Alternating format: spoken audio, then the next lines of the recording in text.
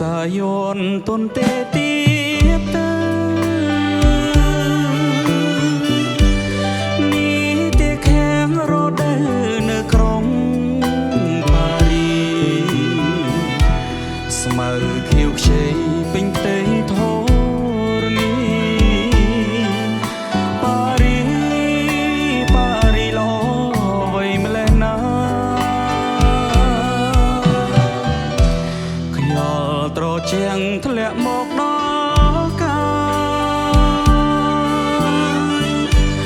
សានសបាយអត់មានខ្វល់ខ្វាយអរា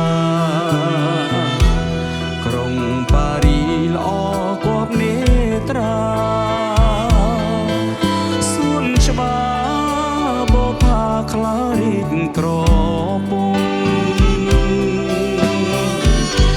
ស្ដាយណាស់ពេលនឹងឃ្លាតទៅ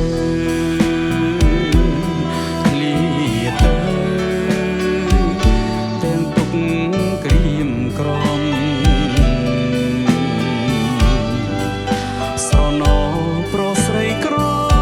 មុំធ្លាប់ជួបជុំចរចាកំសាន្តអោប៉ារីខ្ញុំសូមលាហើយនៅអោស្បាយកុំបីកាត់ក្តីរំខានបើខ្ញុំឃ្លាតក៏ឃ្លាតតែប្រាណគង់បានវិលមកជួបប៉ារីវិញ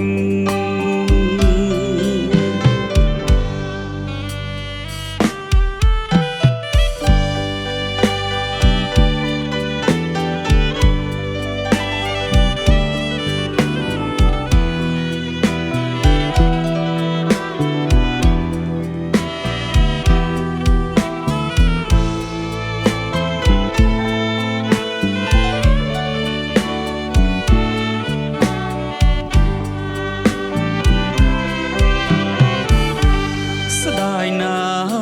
ពេលនឹងឃ្លាតទៅ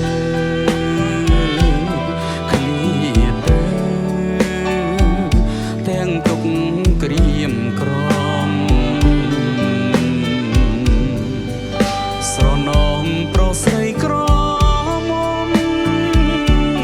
ធ្លាប់ជួបជុំចរចាកំសាប៉ារីខ្ញុំសូមលាហើយនៅអោស្បាយកុំបីកាត់ក្តី